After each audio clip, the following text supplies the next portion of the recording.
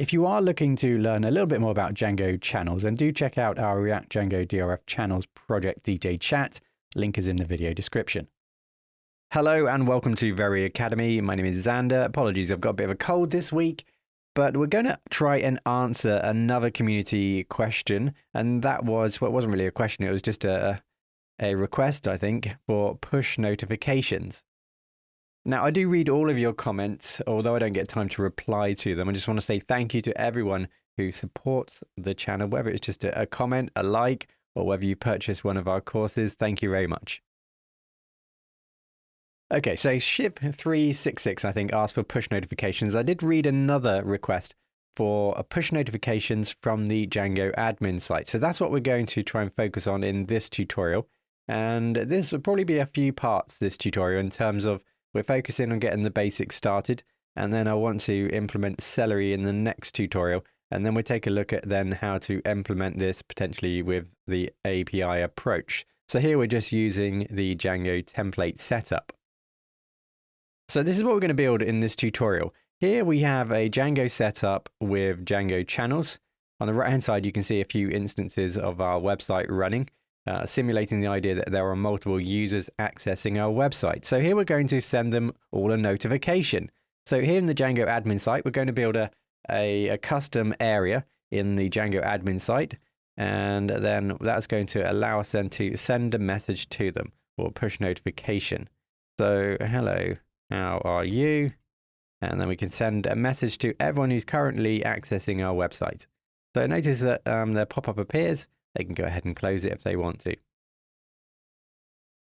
Now, if you do make a request in the comments, then do add some specifications. So to give me a little bit of better idea of what it is you're trying to develop or what you want to see, it just makes it easier for me to develop the tutorial to make sure it fits your needs. Okay, so that's what we're going to build. So let's get started. Okay, so I'll make the assumption that you haven't just fallen out of bed. You have Python installed, you know how to start Visual Studio Code and a virtual machine. So we'll just go through the process quickly of creating a new Django project. Here I'm on the Mac, so it's going to be slightly different if you're running Windows or Linux, but generally as long as you've got everything installed in terms of Python, you should be able to follow along at least here.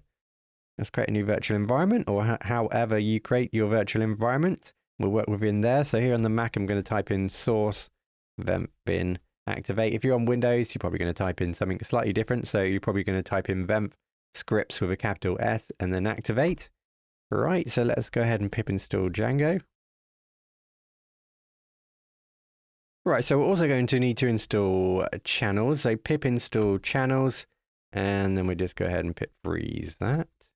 So we can record all the requirements for this project. Okay, so that's everything we've installed. I don't think we need anything else. So if you haven't used Django channels before, you won't know that it is a third-party package for Django Web, for the Django Web Framework. It allows us to develop applications which support asynchronous protocols like WebSockets, which we're going to be utilizing in this tutorial.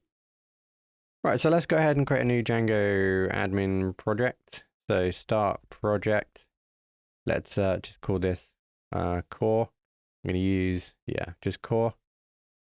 Okay, so that's our new project. And then we're probably going to then need to change directory into core. And then go ahead and now we can use the manage.py to create a new project, or create a new app.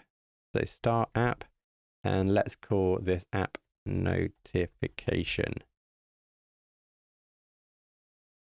Right, so once we're done with that, let's just go into core, just going through the motions of starting up our project. So let's go into installed apps here. Let's make sure we've added notification.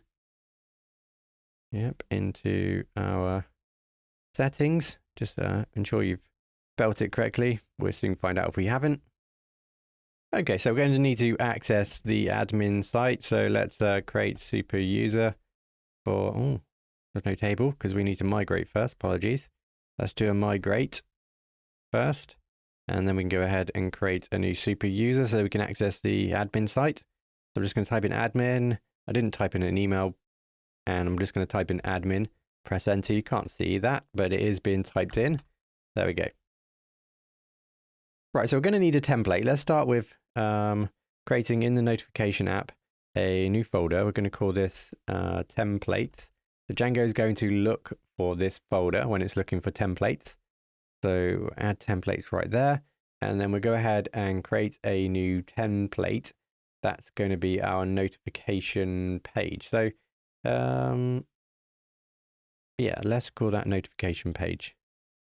So new file, notification underscore page. Okay, so that's the page where we're going to set up the mechanics. Of course, this can be added to any page, but we're just going to add it to the notification page for now, and you can expand upon that.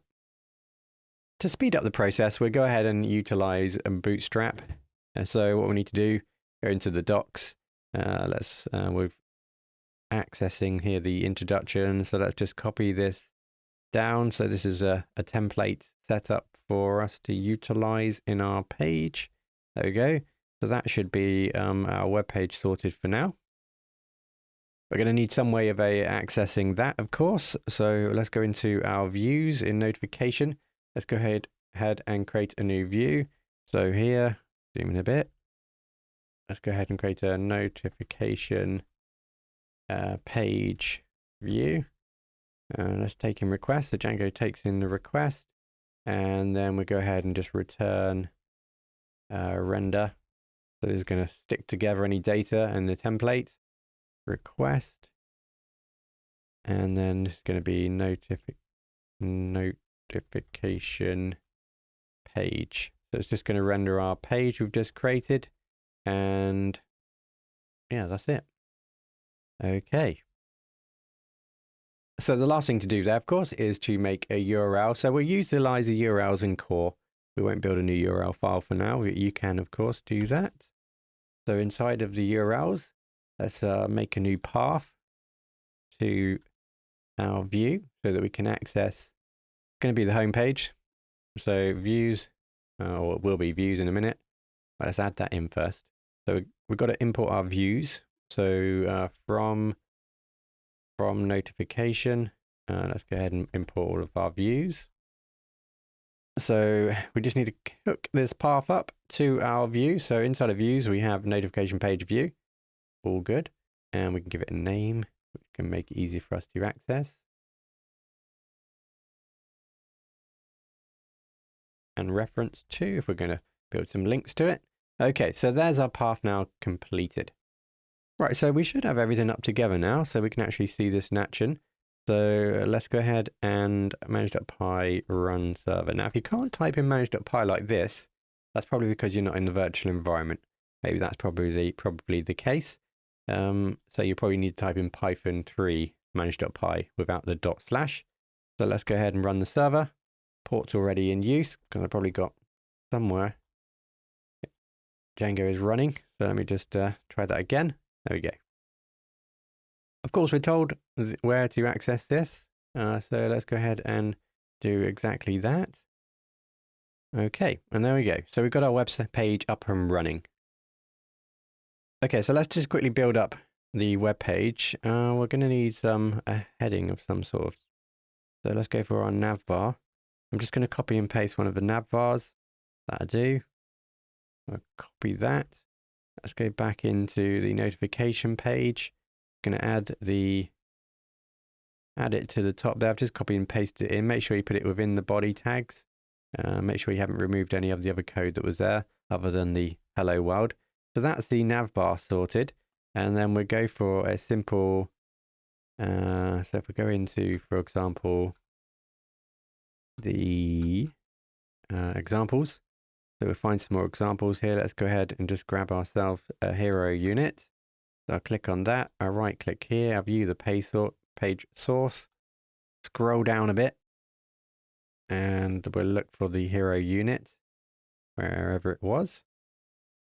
I think it's this unit here. We'll just copy that. Go back underneath the nav where the nav ends. I'm just going to paste that in there. Going to maybe just tidy that up. No, I don't have a default formatter. Okay, I'm not going to tidy that up. So that's that done. So hopefully when we go back now into our page, so 127.0018000, there we go. So we've got a nice little nav bar. Doesn't look like the doesn't look like that has worked, does it? I don't know what that is then. Okay. Oh, okay. I think I've copied the wrong one. There we go. That's the hero unit right there. Apologies. So go back into the source code where you were. Grab the hero unit. Of course, you don't need this. Let's just remove what we just added there. I'm just going to paste that back in below the nav. And hopefully now, there we go. Right. Okay, so we've got a little demo site for us to now apply the notification to. Of course, at the top of here, above the nav bar, that's where the new notification is going to be applied. So what we do is we just go ahead and at the top here, we'll add a new div block and we give it an ID. And then what we're going to do shortly is when the notification is sent to this page, it's going to be handled and then we're going to view it within this div. So we'll add that blank div right there and that will be ready then for us to add the notification once we receive it from the Django admin site.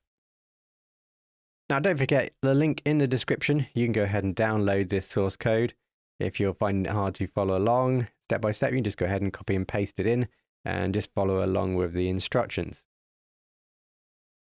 Right, so having done that, let's just close down everything that we've done so far. We've got the website up and running now. So what we're going to do is we're also going to be saving those messages into the database.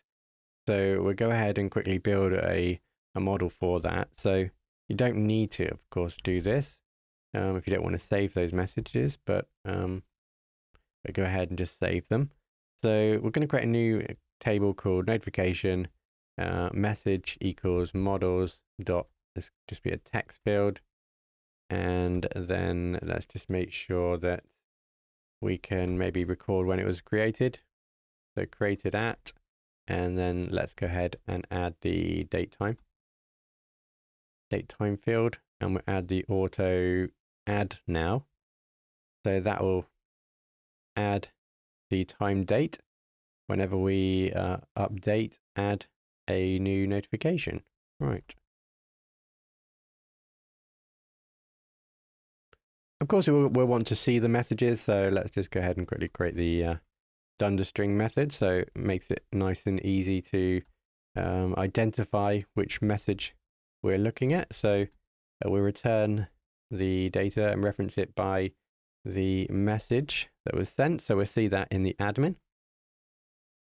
Right, so with that set up, we can go ahead and now make migrations. So I'll just close the server, Control C, and then let's go ahead and manage.py, make migrations. So if we have set up in your settings, if you have actually correctly identified the app that we created, then we should now have created our migration. And I mean, of course, we can then go ahead and migrate. So that's the table now sorted. Of course, we're using a MySQL or SQLite, database at this point. So nothing crazy going on there. So that's our model completed. So let's now focus in on channels. Right, so what's going to happen here? You've seen it already. When we go to the website, it's going to show us the website as per normal. So we want to make sure that we keep that interactivity so that users can view our website. But in addition to that, we want to add a different layer, an additional layer. So here we're going to be utilizing WebSockets. This is why we're using channels, because it's going to be managing this WebSocket. So the process here is that when the user comes to this website, they view everything on the website using HTTP protocol to send and receive messages to and from the server. But in addition to that, we also set up a WebSocket. So we set up an additional interaction with this page. So when the users come to this page, we also then set up a WebSocket. So we send a message to the server to create a WebSocket. And then while the user is on this page, that WebSocket will be active. And then what we can then do is use that WebSocket interactivity to then send messages to this front end, to the user. Now, if you are new to WebSockets, it is a communication protocol similar to HTTP is a communication protocol, but this provides full duplex bidirectional communication over a single TCP connection. Now, the main difference between HTTP and WebSocket is that the WebSocket maintains a persistent connection between the client and the server, and this allows both parties to send and receive data at any time during the connection lifetime. That is going to enable us to send messages from the server to all of the users that are currently connected that have a active WebSocket connection to our server. Right, so we've already installed channels, pip installed channels. So let's now set this up. So first of all, in settings, we're probably going to need to actually define channels in our installed apps here. So that's the first step. And then if you go down to the bottom, what we're going to need to do here is define the channel layers. So channel layers, right. So channel layers, as it says in the documentation, allows you to talk between different instances of an application. So imagine we had 1,000 users currently browsing our website. Now, all those 1,000 users would have a live WebSocket connection. That WebSocket connection, of course, is maintained by our server. Now, we're going to need to potentially record information about all those users so that if we wanted to send a message back to particular users, then we need to know which user to send it to. And that's obviously data. So every time someone connects to our WebSocket, our server WebSocket, then we are going to give them an ID. And we can then use that ID to then send a message directly to them if we wanted to, or allow them to send messages between each other. So having to record all that information, we're going to need somewhere to record that, to save that information. So channel layers is going to provide that type of setup to allow us to store that information so that we can allow users or allow the server to talk between different instances of our application. So we'll add at the end here in settings, channel layers. So we're going to use the in-memory layer. We could use Redis or other technology such as that, but we're just going to go for a basic setup in-memory channel layer. So we're just going to use the server to store this information so that we can potentially then utilize that to send information back or data back to individual users. Okay, so now we have that set up. We now need to think about, well, how are we actually going to create a WebSocket connection? Because at the moment, Django doesn't support WebSocket connections. It only supports HTTP messages. So we would send a HTTP request to Django. It would handle that. And then, of course, at the moment, we are returning a simple template. So now we need to integrate or add some tools so that we can handle WebSockets and asynchronous communication. So we can't do that with the current Django server when we run the manage.py run server. That obviously is using the lightweight Django server. So we're going to need, and if we go back into our core here, notice that we have this WSGI and ASGI implementation already there. And what we need to do is we need to use ASGI. So ASGI stands for Asynchronous Server Gateway Interface. It's a specification that defines a standard interface between the web server and the Python web applications or frameworks. So it's designed to support asynchronous and real-time web applications. So at the moment, when we run the server, we're running our WSGI server. Now that doesn't necessarily support asynchronous real-time connections, WebSockets. So what we're going to need to do is we need to install a server which is going to support ASGI, Asynchronous Server Gateway Interface, so that we can send WebSockets and HTTP requests to our server and then handle them within our application. So for that, we're going to need to change servers. So we're going to be utilizing Udemy, I think. Give it a go. Right, so we're going to be utilizing the server called Udemy. There are many others. You can see here, this is an ASGI web server for Python. So all we're going to need to do is follow the quick start. Let's go ahead and pip install. So we're going to pip install the standard, and that will just come with all the dependencies potentially we're going to need. So let's go ahead and do that. So pip install Udemy standard. Now, if you look at the channels documentation, Django channels documentation, it does use a different server, so you could utilize that if you prefer. Right, so with that installed, I'm just going to move the requirements file from the outer. No, we'll keep it there. We'll keep it there. So we need to remember that we're inside of the core folder at the moment. the outer core folder. So we need to change directory back up to the root directory so that we can then pip freeze requirements file. So just update the requirements file for our project. Now has Unicorn. Right, and now we can then change directory back into core and then continue.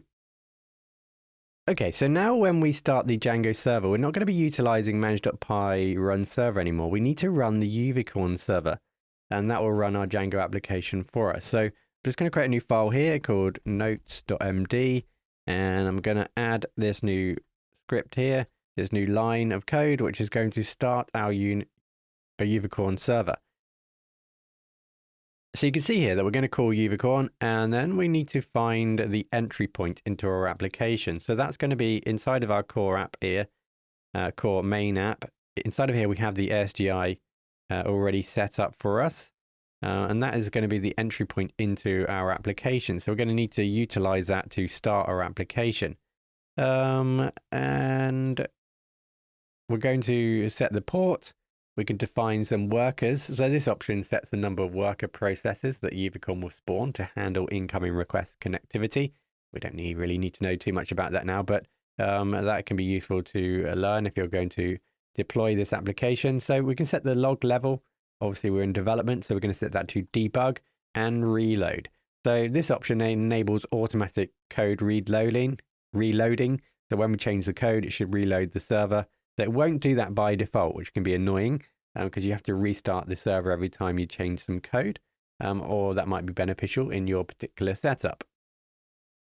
But it's just going to allow us to not have to manually restart the server, although that's not always the case. So let's give that a go.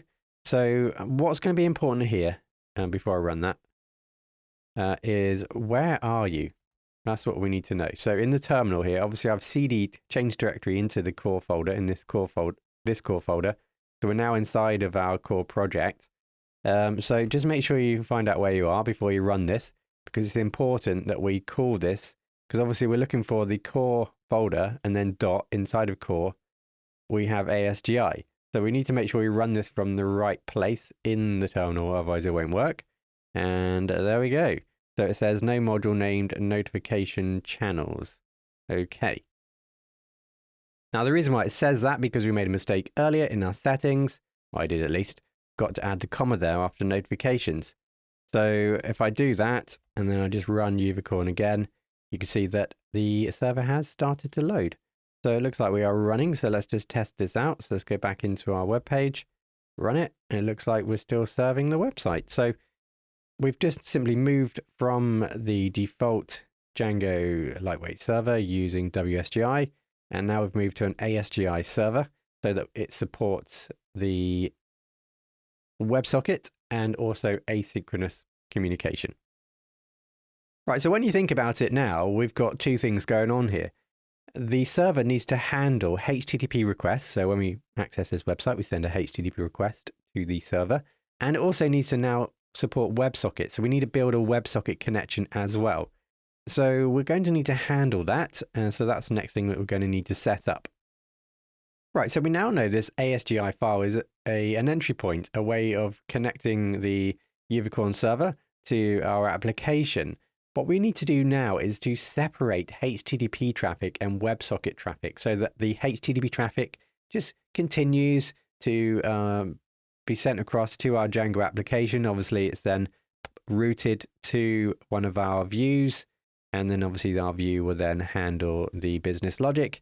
And of course, what we've got set up so far in notification is just sending back our template. So we're going to need to now set up a pathway, a route for the WebSocket connection.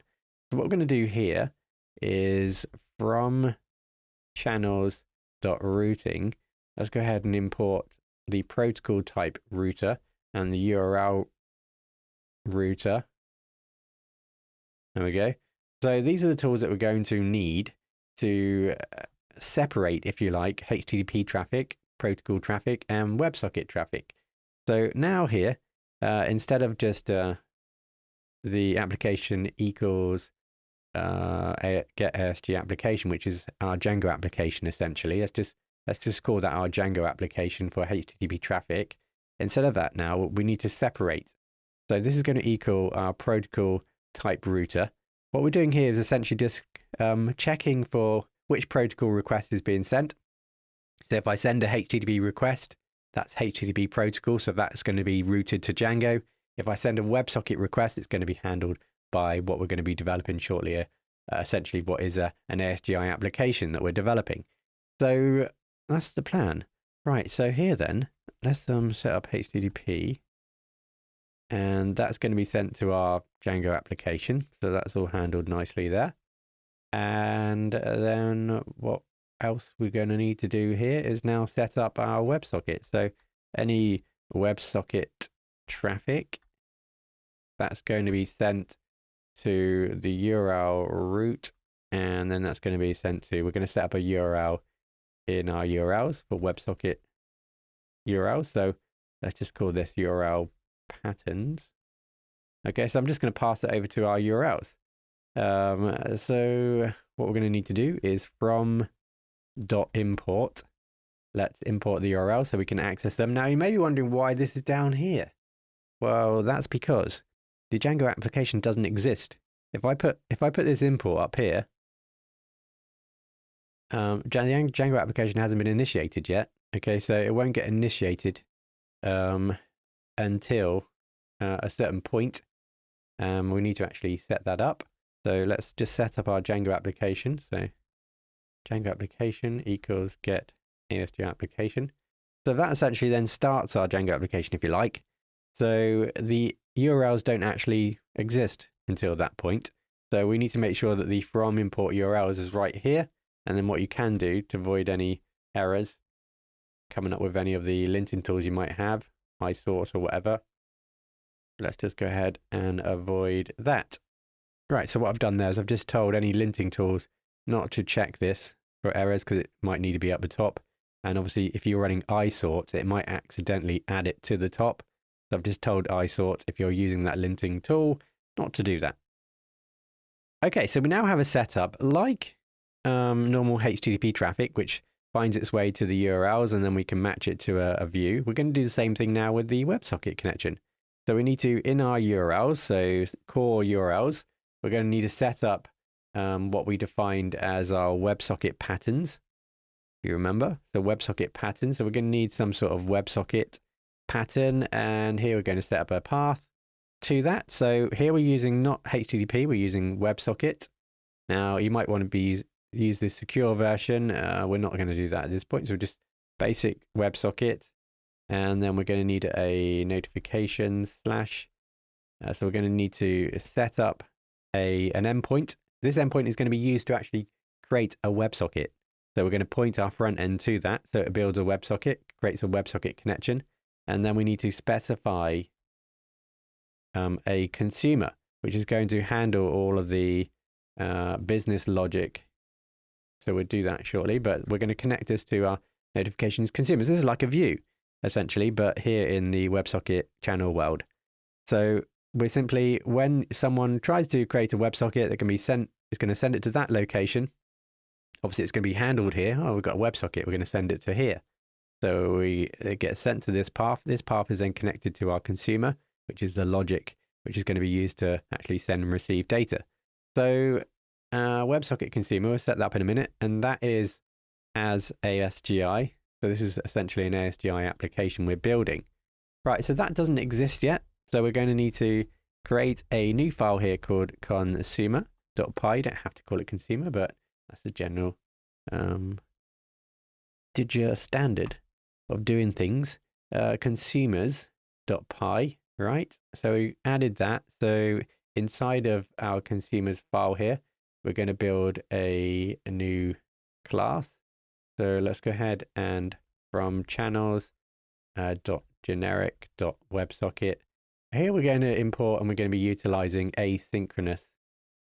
We don't have to, but just decided to use asynchronous WebSocket consumer. Right. So with that in mind, let's go ahead and quickly create this so we can just hook everything up. So this was called notification consumer, I think. And let's bring in our asynchronous WebSocket setup. and we just pass there for now. Get back to URLs, and we can now hook this up. Assuming we spelled it correctly. So from where's it from? Good point. Mine's gone black. From consumer, isn't it? So notification.consumers. Let's import notification consumer. Okay, so we've now made that connection. So WebSocket connection is going to be sent to the server. Then again, it's going to be routed to the URL that we've defined here. Okay, so first of all, it's going to match to make sure that the request is the same as the path here. Then going to be sent across to our consumer. And this is where we're going to start now to actually build. Right, so let's build this. So essentially what we're building here, like I said, is an ASGI application. But of course, channels is wrapping around this so that we can just work with the tools that we already know about, Python, and then channels will just do the rest. So we extend from asynchronous WebSocket consumer. This will allow us to handle WebSocket connections and other asynchronous events. So next thing we need to do is actually create a WebSocket connection. So what's going to obviously happen, the WebSocket request is going to be made, then going to be sent across to here. So we're going to need to set up, or we're going to first of all accept the connection. That's going to allow us to actually build a connection, a WebSocket connection between the server and the client. So first of all, we accept, and I've already made a mistake. So let's make this async function connect self. Okay, let's do that again. So like I said, first of all, we need to accept the connection. Okay, that's the first thing that we do. Right, so what we want to do is we want to group everyone together. So we can make multiple groups. We could put people into different groups, assign them to different groups maybe. So for example, by doing that, if we wanted to send a message only to this particular group, we could. And of course, that can be useful in a lot of different situations, maybe when building a chat application. And that, of course, allows me to segue into my course. So if you're interested in learning this and more about Django channels, setting up a chat application with Django, React, Django DRF, then do check out the course. The link is in the video description. That should give you the best price for the course. Right, so we're going to allow the users to connect.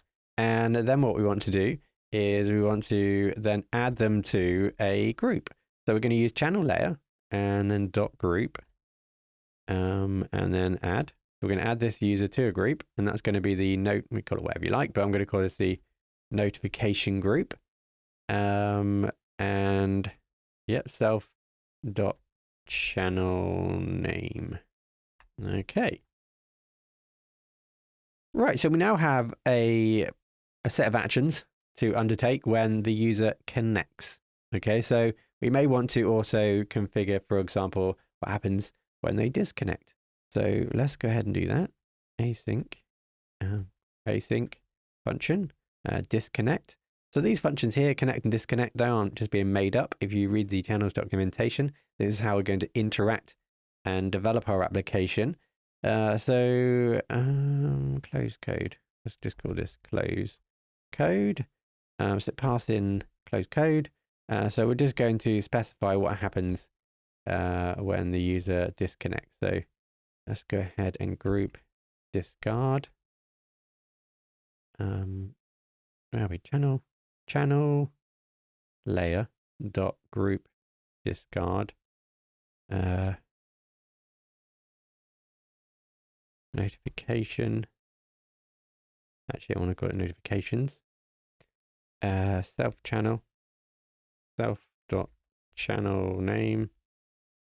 Okay.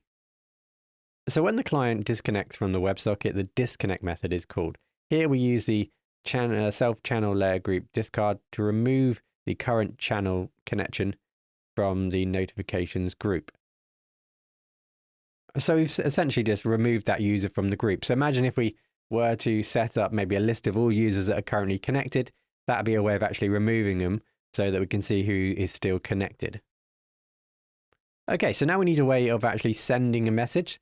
So for that, we're going to async def send send notification, create a send notification, taking self and event. Okay, and then we go ahead and set the message equals event, and then we grab the message that can be sent. Right, okay, so what we have here then, this method send notification is not directly called by the client, but it's triggered when there is a notification event from the server. So the server can send events to the consumers, and when an event named send notification is sent, this method will be executed. Now, we want to potentially define what message we want to send, so we can set that kind of context up here if we like. So, for example, obviously there's lots of things we can do here, but let's say template equals template. So we can send back some maybe some HTML code. So let's go for that. Div class equals notification. So we have that. And then the message and the p tag. Oh, and then let's end the div tag. Already see that there's some issues here. Okay, we need to be careful to use singles and doubles. Of course, we're using singles and doubles. So singles start with and then doubles. So template here needs to be imported in from Django template. So from Django.template. Let's import. We're going to need context probably in template. So what we're doing here is we're using Django's template system to create a HTML template for the notification message. So the message variable contains the notification text received from the server event. So when we send a message, specify it in the Django admin, that's going to be placed there. And that's what we're essentially sending back to the front end. Now this is like a mini version of a normal Django view. We need a template. That's our template. What else do we need? Well, we need some context. So let's grab some context. Remember, that's just data that we're going to be passing into the template. What context do we need? Well, we're going to be sending in the message, passing into the message into the template message. And then like a normal Django view, it then needs to be processed, right? So we then specify rendered notification equals, and then we're just going to render it all together. So render context. Pass in the context. So essentially we've created a Django template like normal. We then grabbed our data, and then we've gone and taken our template, we've rendered it like we normally do in a normal view, and then we've passed in our context into it. So what we end up with is basically that with the data inside of it. So that would be essentially sent back to the user. So what we need to do now, of course, is actually send it back to the user. And of course for that, we are going to use await self.send. So we want to send all that across. So here we're going to say text data equals JSON.dump. And we're going to send this across as JSON. So we're going to have a type that can be handy when we want to specify at the front end the type of data, or to grab the data from the front end so we know what type of data we're working with. What we're doing? We're doing location. That needs to actually be wrapped up. And then remember, this needs to be key value. So then we send a message, and that message is going to be our rendered notification. There we go. Right, so you can see that we're going to need to import JSON in. So import JSON. So a quick summary at this point. We have created now an ASGI application. We've done that through first extending from async WebSocket, which provides us access to methods such as connect and disconnect. So when the user sends a request, a WebSocket request, we connect. We do that through using self-accept. And then we go ahead and add them to a new group, which we can then reference to send messages to. And we then set up a disconnect function so that whenever someone disconnects, we remove them from the group. That can be useful in certain situations.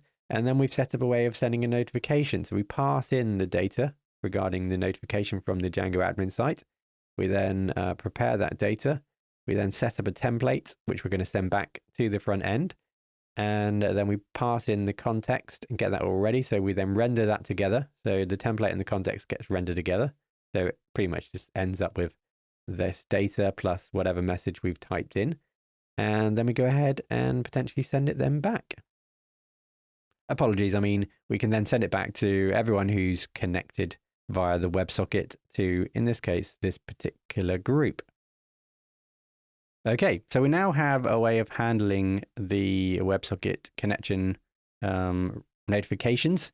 So let's just get rid of everything now. We now need to actually send notifications. So we're going to create a new section in the admin site. So let's head over to notifications and then go to admin.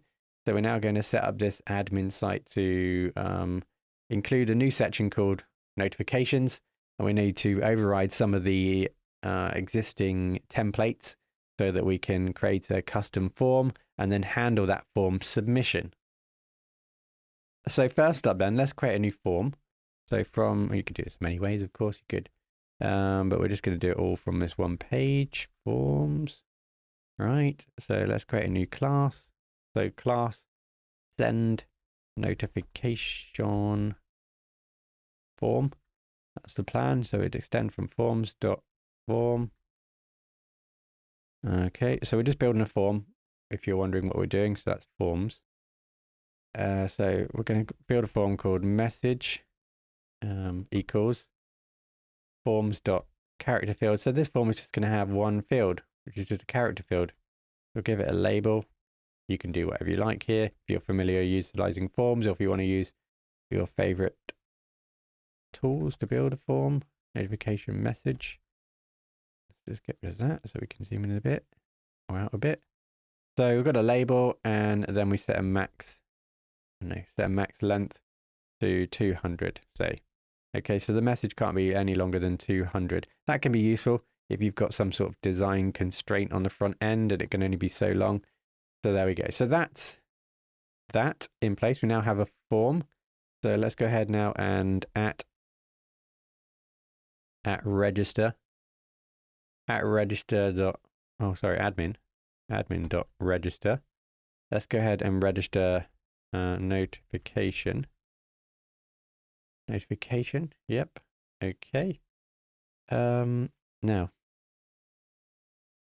so from models, let's go ahead and import notification. So this is the notification model. So essentially what we're doing here, we're not really creating a new admin area. We're just utilizing the notification model section to customize that area so that we can create a form which can then send a WebSocket message over to all the clients.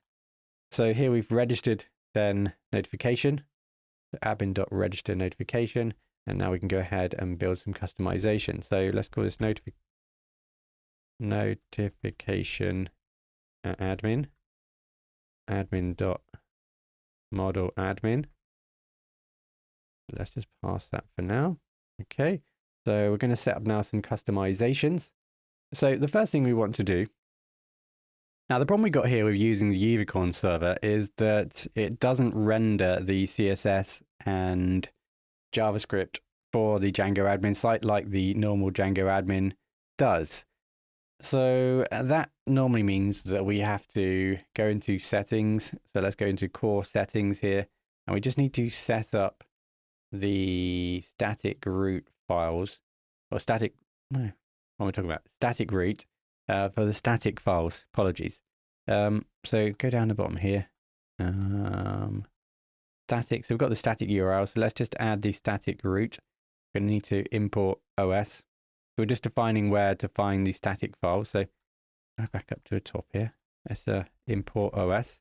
What are static files? Well, if you were to actually deploy Django onto a server, the Django admin comes or needs CSS and JavaScript in order to work correctly. And when we're working locally like this, the Django admin server just finds it inside of the, if we go into, for example, Vemp here and the library and go to Django, this is what we installed when we installed Django, pip install Django. It's going to find all the CSS here in the Django folder here for the admin site. Now, Unicorn doesn't or isn't able to do that.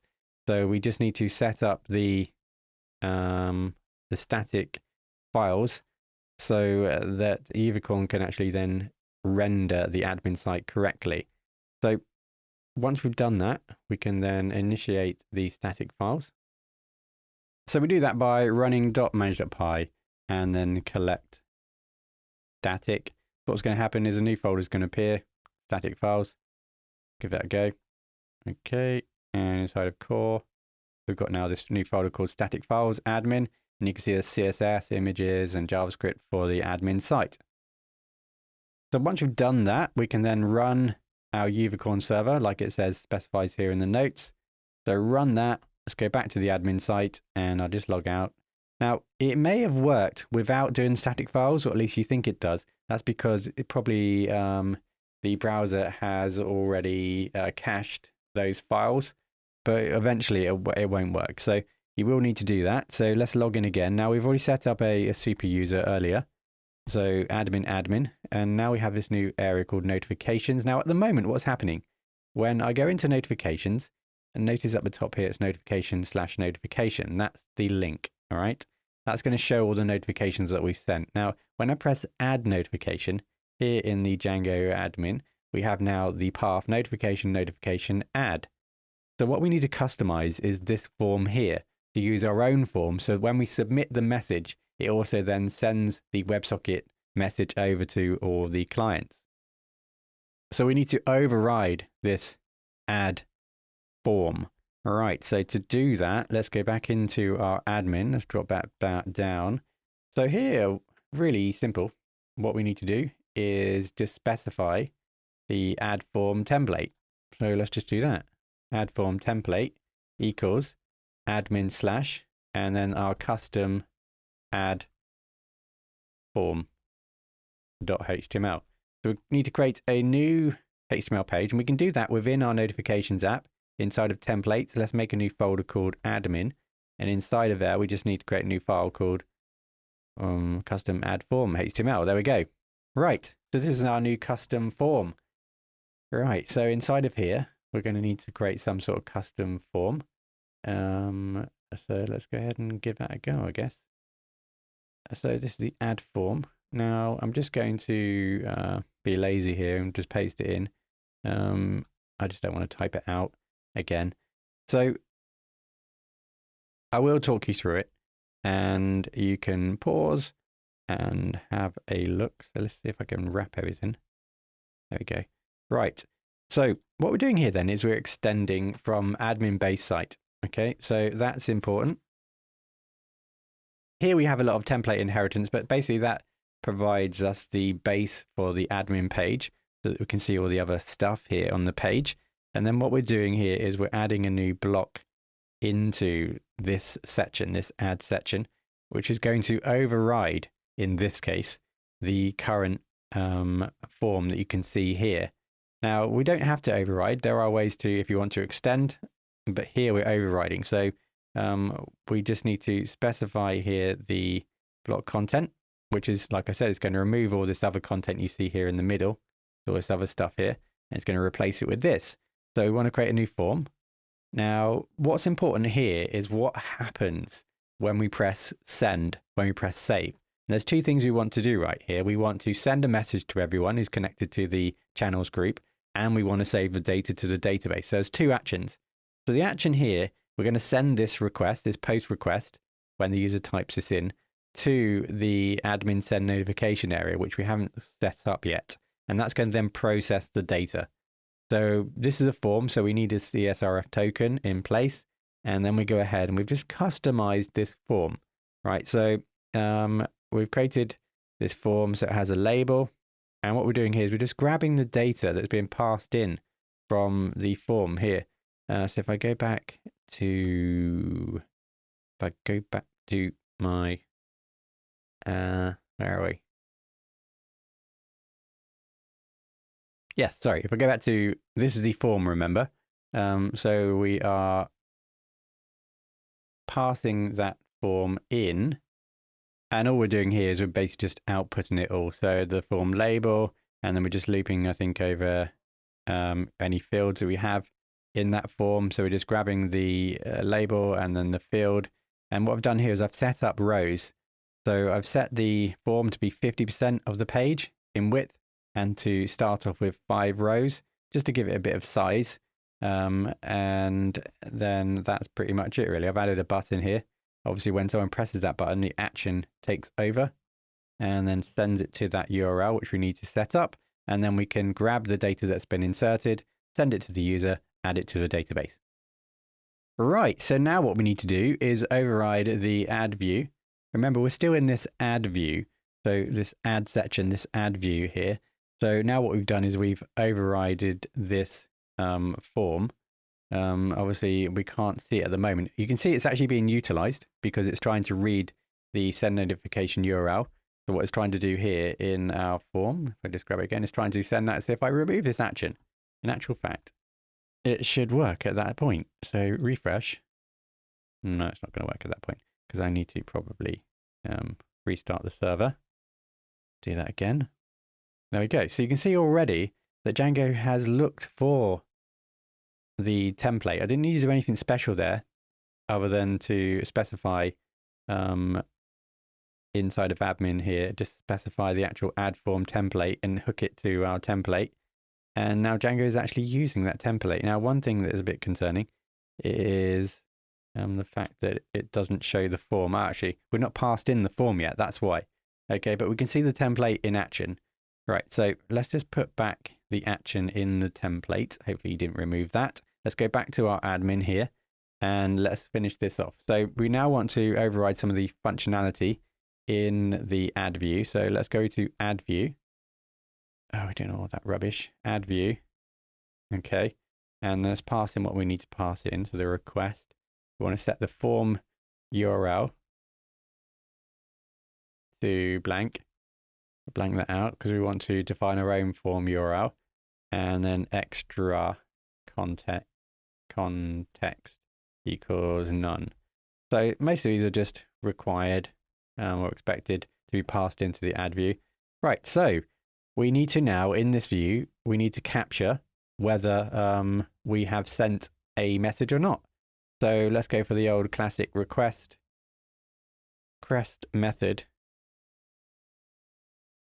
Request.method equals post. Right, so what we're doing here then is that when we send a message, we're sending a post request to this page, and then we're going to capture that post request. Right, so now we need to bring in the form that we created earlier so we can pass it to the template. Remember, we created this form up here. So let's define our form equals send notification. So request.post. Okay, and now we're going to if form is valid. Apology, I've kind of messed up the explanation there, haven't I? So what's happening here is that we are grabbing the data that's been sent across and we're essentially just checking it against the send notification form here. Right, so we want to make sure that the data matches what we're expecting to return, and obviously we just want the message. So if we were to create a form which had 4 fields and we try to send it across here, then it's going to try and match it against what we're expecting. We're only expecting the message field. So we can then validate that data. So we can check that data now that's been sent. So is valid.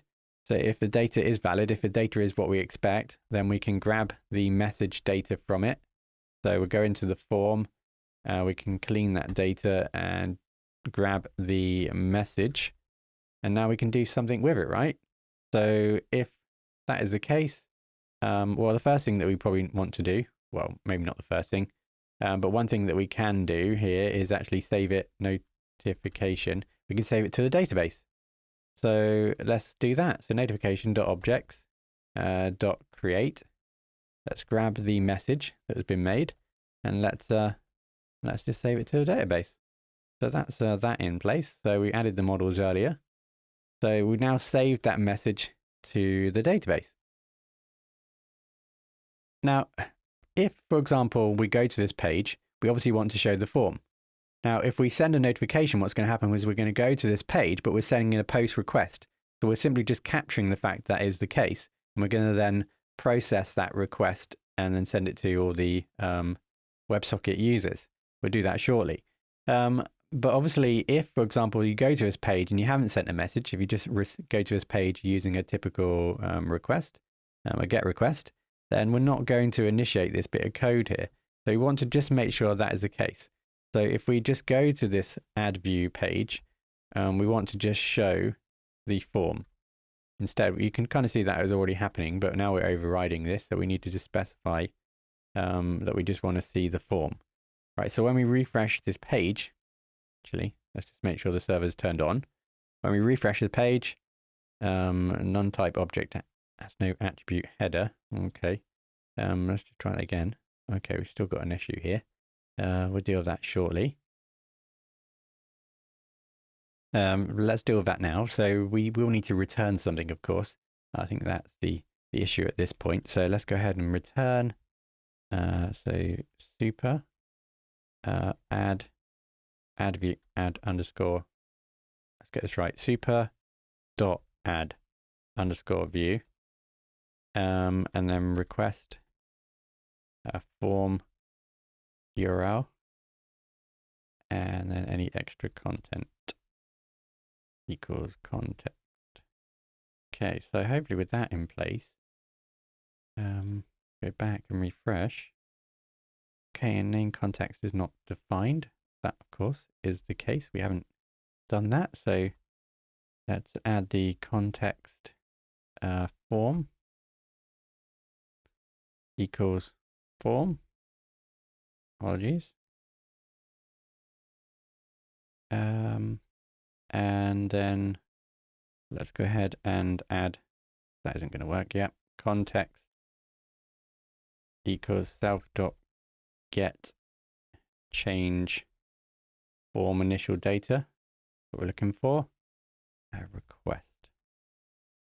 Okay, so with that in place, we now have no reverse issue. Okay, so we're going to need to sort that out. You know, when you start something, I will explain this in a minute. I was expecting me just to quickly just get that working. Apologies. So let's just go back into the add custom form. This is the issue at the moment. So I'm just going to remove that temporarily and then go back in. It should now work. Okay. Right. So let me just quickly explain what's going on here. Right. So we're overriding the add view here. So we are capturing if we have sent a message, we send a post request to this URL. Essentially, that's what we're doing. So when I do something here and send notification, that's just going to refresh this page or send it to this page as a post request. So we're going to capture that post request. At the moment, what we're doing is we're just validating that data to make sure the data is what is expected against our form that we created here. So expecting a message only field. And then what we can then go ahead and do is then add it to the database. So we add that information to the database. Now, if we don't send a post request to this page, if we just go to this page, you can see what all that happens is we display the form. Right. And now then the context here, all we're really doing here is we're just passing the form over so that we can access the form. So if I remove this context, then essentially we're not passing the form information across. You can see in the admin, there's no form.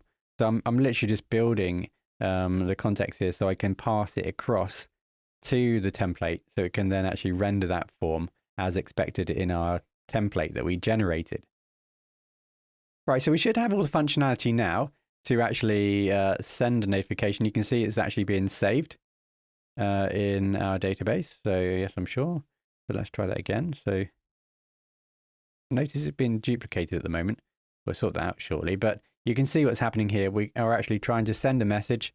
We send it, it's being saved in the database. So that's all good for now.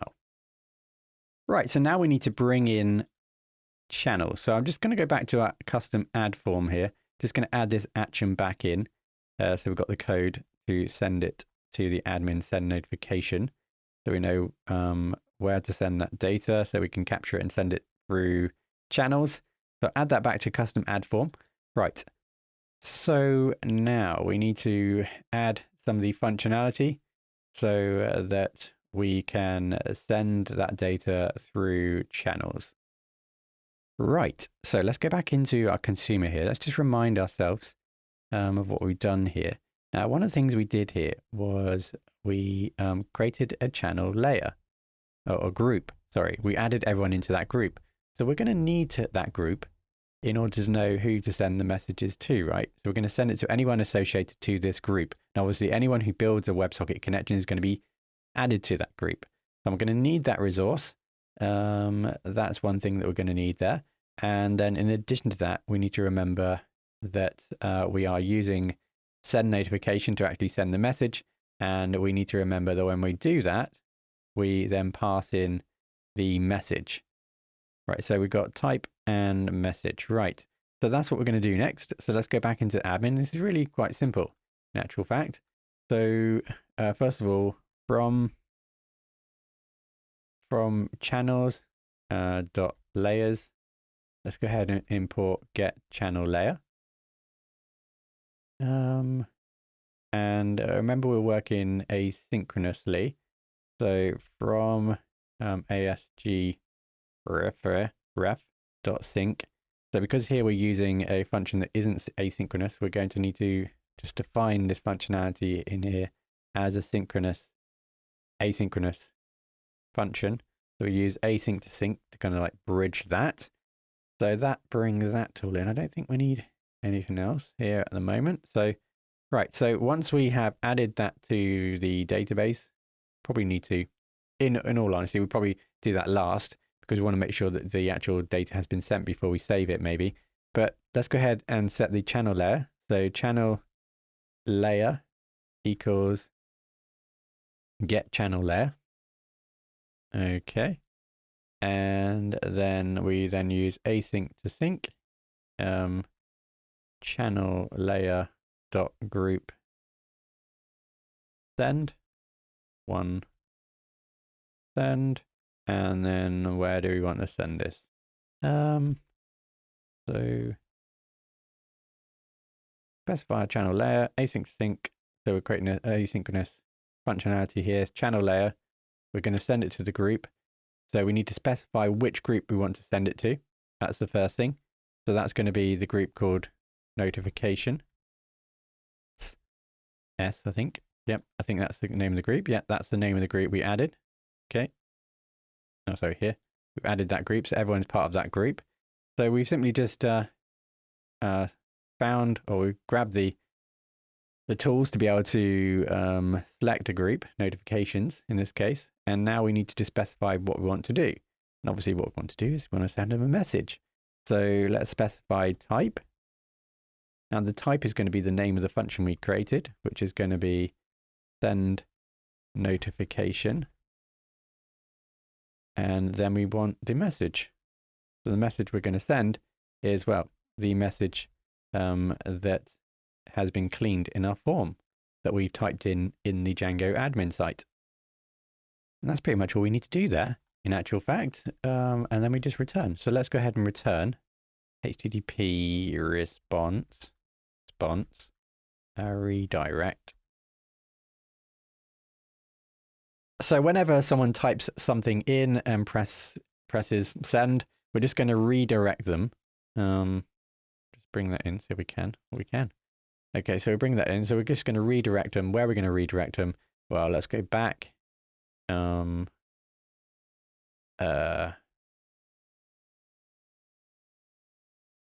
Format. Notification.pk. Okay, right. So what we're doing here is we're just sending them to the message that we've just generated, and we're using the primary key of the data that we've inserted. Remember, we've inserted the data here. Well, we actually haven't inserted it. We inserted it right here, right? So we then get that primary I key and we utilize that to build the URL, which is going to send us to the page, individual page of that particular message. So what we're doing here, dot dot dash. So that represents one level up from the current URL that we're currently in, right? And then simply we're just specifying the ID of that particular item. So if we go back to the admin here, if I go to notifications, add, well, it's not going to happen here because of that. So I'll just show you this. So I'm just going to highlight out the channel stuff for now. Let's go back to here. I'm just going to remove this action for now, just to show you what's happening here. So when we add a notification, we add a new notification, and notice now that doesn't work. Okay, that didn't work. Oh, it did work. Sorry, it has worked. Sorry, apologies. Yes, because we haven't overridden this template, the change notification template. So notice that we're actually sent to that message that we have just created. Yes, apologies. It's a long day. So yeah, so when we send a notification, we're now redirected using the ID of the message when it's inserted into a database to actually redirect us to the change section. Obviously, that is accessed whenever we access any of the individual messages. Good. Right. So we add a notification, we send something to them, press send, and then we're redirected now to that individual message so we can take a look at it. Of course, you might not want that. You can go ahead and redirect yourself wherever you like, but that seems like a logical step maybe at this point. Right. So we can see the flow. Let me just add that back into my change add form, the action again, because I removed that because that wasn't working. And let's now add back the channels information. Right. So last thing that we need to do is sort out this blasted URL, which keeps causing problems. Now, one way we could do this is just add the URL into the URLs, but that doesn't seem like a very cool way of working. So we're going to add the URL in a kind of really manual way because we can, and maybe you'll learn something new. Right. So get URLs. We're going to call it get URLs, and we're going to say URLs equals, and we're going to go and get the existing URLs. So super.get. What we need to remember in Django, the URLs are just a list of URLs, right? And we can add to it whenever we want to, at any point almost. So let's get the URLs, and then let's add a new URL. So this is the URL that we're going to set up so that it redirects when we submit the form. So a custom URL. So here it's just setting up the path as per normal. So we're going to call this send notification. That's where we're pointing to in our template. Remember, send notification. Okay. And then inside of here, we want to then specify what to do. So self.admin site, self.admin site.admin view, admin view, and then self.add, it's the add view that we're working with, and then we give it a name to access it easily.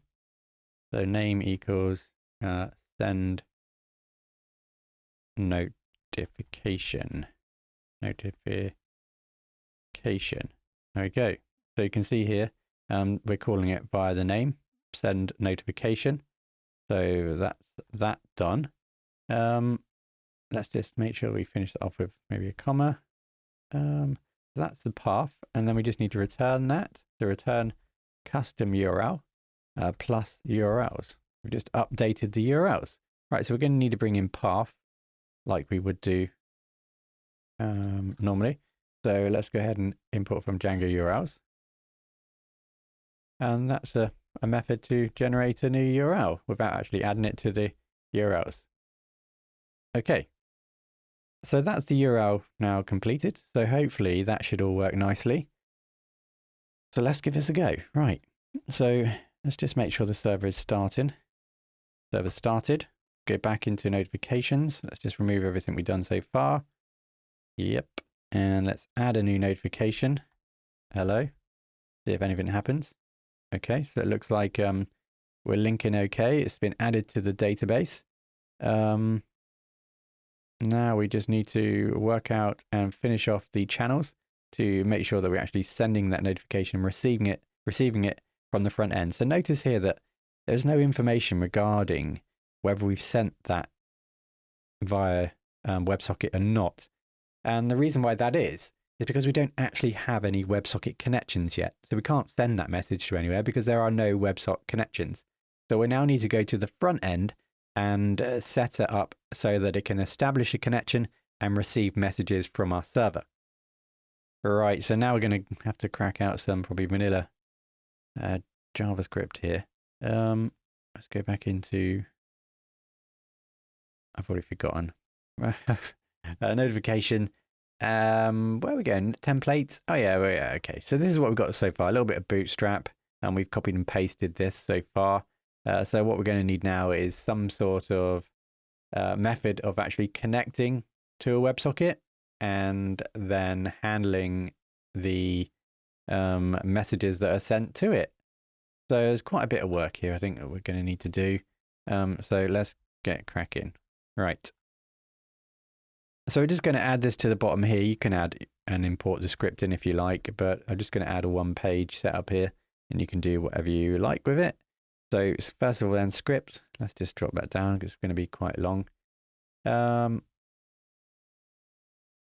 So what I'll end up doing is bringing this in line by line, and you can pause. I'll just give you a little bit of commentary with each line. So first of all, we just need to decide which protocol we're using, the secure version or not. So if we do have a website that's set up with HTTPS, then it's likely we want to probably use the secure WebSocket.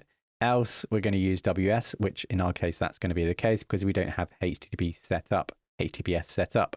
So we select that. And then what we can then do is build our URL that we're going to need to actually create a WebSocket.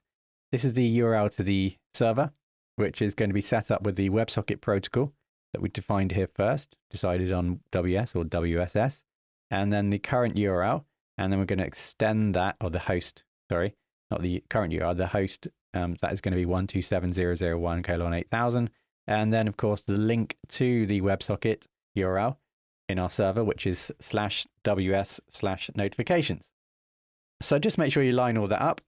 Sometimes you make a mistake with the S, not including it, forgetting about it. And once you've done that, we can then actually build the connection. So we actually make a new connection. So at this point, we have now made a new connection. So let's see this in action. Right, so let's turn the server on, if you haven't already, to refresh this page. Go back, and you can now see we have a new connection. So we've just now connected via a WebSocket to the server, and we're now ready to send a message to and from the front end. Right, so we now need a way of capturing any incoming messages. So what we're going to be doing here is we're going to take our socket and we're going to extend add event listener. So we're going to listen for new events. What event we're going to listen for? Well, we're going to listen for new messages. So that's the plan there. And what we're going to do then is we're going to, so the data is sent via event, or we're going to capture that data via event. So we go into an event and we're going to capture that data. We parse that data into JSON so that we can then start working with it. So at that point, we've now got the message parsed from the back end, ready for us to perform some sort of action. And then what we can do first is we can just console log it. So inside of this data, we go into the message data, and then we're looking for the message. Remember, that's what we're sending across. If we go back into our consumer here, this is the kind of format. So we can grab the type or the message. And of course, we want the message. So we grab the message and we've now logged it. So we can probably actually see if this works now. So I don't know what I'm doing there. I'm trying to zoom out. So let's just make sure that, well, the user is still active, but we probably need to refresh the page to activate that code. So I'll just refresh, create a new, yeah, okay. So yeah, we are connected. We've established that. So let's go into the admin site here. Let's go to our notifications. Let's add a new notification. Let's send a message. Oh, I'll actually send a real message. Hello. Why not? Hello world. And let's send that. So we sent that message. Let's take a little look now. Let's get rid of that. Right, so here I'm in Chrome. So I'm going to press F12 on a Mac, FN and F12. Let's go into my console. And there we go. We received a message. So at this point, we are nearly there because we now know everything is working in the back end. We're receiving messages to the front end. So we just need to now format this so it appears like you saw in the preview at the start, at the top here above the nav bar, and allow the user to kind of close it if they would like to. So what we're going to need to do here then in our template is we're going to need to pass that data over to a function. We're going to call that the show notification function. So we'll pass that data over and then we'll perform some additional actions to actually get that div to appear. And here it is. So this is my function, show notification function. I'll pass things in step by step. So here we're going to now grab the element by ID. Remember what we did previously at the top here, where we wanted to add this new data. We added this new div.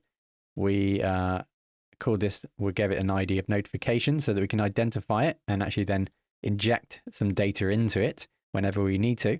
So we add that in, go down back here.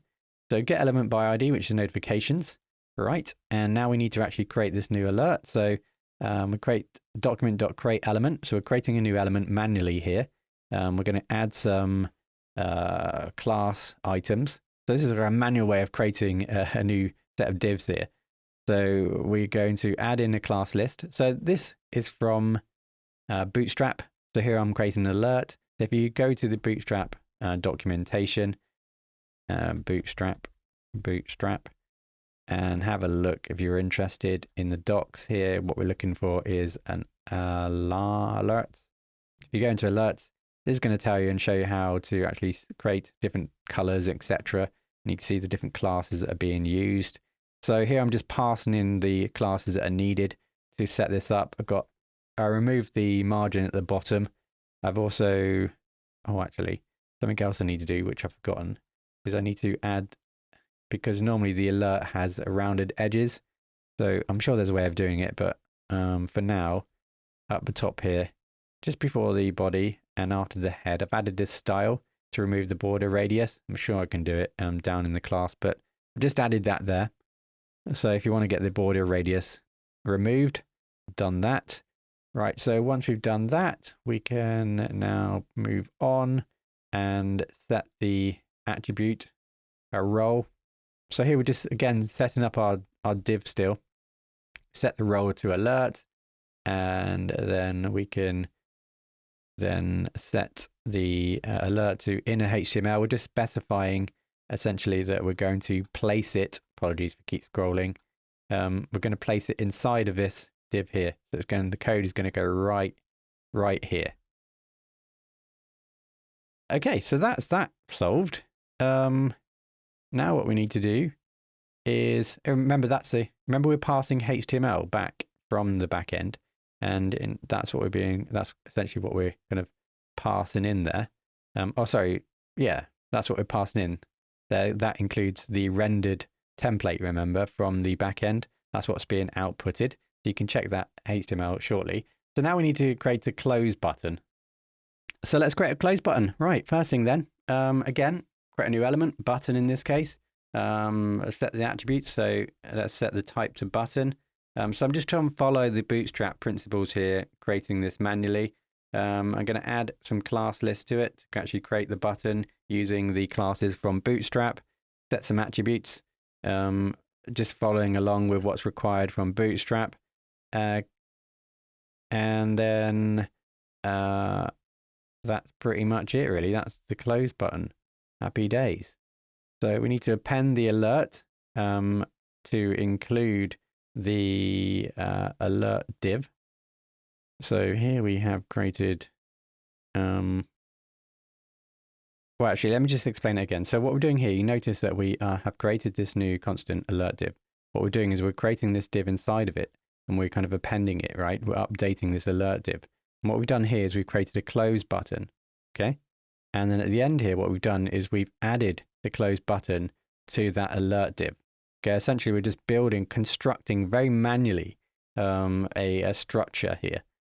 So once that's done, we can then append all that together. So after the close button, we then kind of stick that all together so that it creates a logical unit. So once that's done, that literally is it. The only thing that we can then do is maybe perform some additional actions when the socket opens and then when the socket closes. So here we can simply just add the socket.on open and on close. So you can read about that in channels. And all I've done here is added a console log. So we can see in the console when the socket's open, when the socket's closed. Okay, right. When I refresh in the console, it says not found. Oh, it's this CSV. Let me just get rid of this. It's annoying me now. So up the top here in line 54, I'm just going to remove the image. And I don't get that message. I still get that message, but I won't be getting that message soon. Right, so let's go ahead now and restart everything. Let's refresh. You can now see it says WebSocket connection open. So we're connected. Let's go back into, apologies, keep switching. Let's go back to our admin, add notification, send hello world again. Let's send this notification. Hopefully now when we go back to our site, there it is. Hello world, it's appeared and we can close it. Now, if we send 2 messages, so let's just send 2 messages. They will just stack. We are just adding new divs each time, so they just stack on top of each other. There we go, and they can be closed whenever the user wants to. Well, thank you very much. Hopefully there was some value there for you. Do like and subscribe and follow us or check out our courses at Udemy. Thank you very much, and I'll see you in the next one.